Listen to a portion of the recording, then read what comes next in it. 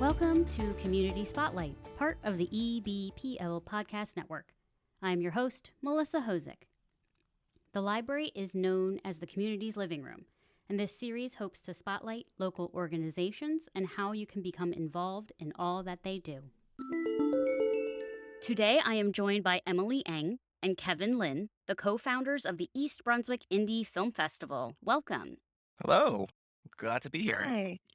Can you tell us about how the East Brunswick Indie Film Festival was founded? Yeah, so it might have been around maybe junior, sophomore year of college. I was on a train and I was like, it'd be really cool to do a film festival for students and to curate a bunch of local talent and have a really nice, fun community event that could hopefully spiral into other things.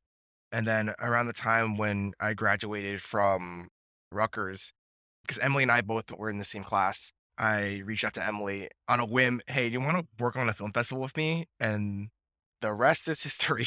It was very short notice where we were trying to really fast forward on getting funding to have the event the summer that we decided to do it. I remember the funding process. We were on hyperspeed. We eventually, with the help of the rec department and the EB Arts Coalition, we were able to get the funding to actually have the event. And then all the other funding was for the extra fun stuff. Can you tell me a little bit more about what your goals are with the festival? You did mention that it was for younger adults. Yeah, when we started in 2021, our main goal was get it running. That was the goal. Get it out there and getting connected with the emerging creatives and people all around the world. And we're on Film Freeway, which is where people can submit their films. And just being involved with and getting connected with the community and these friends. It was nice getting to know Jeff Woodlet and the East Brunswick Recreation and the Arts Coalition with Kathy Spadafino and Kim Canada. And they've helped start that goal. And now our 5-year goal is to make it a bigger event and resource for all these emerging filmmakers. This year, we're really trying to incorporate vendors, food trucks, as we're trying to get more sponsorships and such. And we also hope to start showcasing more independent film festivals that you see in the city, things that are happening in the New York Film Festival and Sundance. I want to be able to showcase films like that. And on the educational spectrum, we're trying to do more Q&As with bigger New Jersey filmmakers or filmmakers outside the state as well. Kevin is a huge person on education, so we're trying to take on that side to incorporate that into the festival and become more of a heavier resource for people who just want to start learning about filmmaking and things like that. Can you tell us more about that 2021 outdoor screening?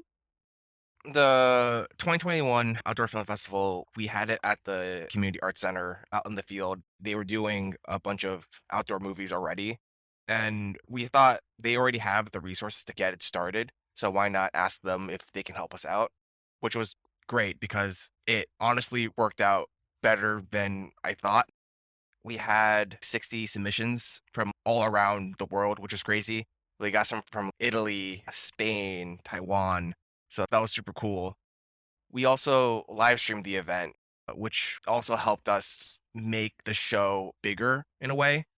We had it set up was live streaming like on YouTube and stuff would be output to the screen. So we were able to have all these graphics and then have a host be on camera and everything. I was pretty happy with the festival last year.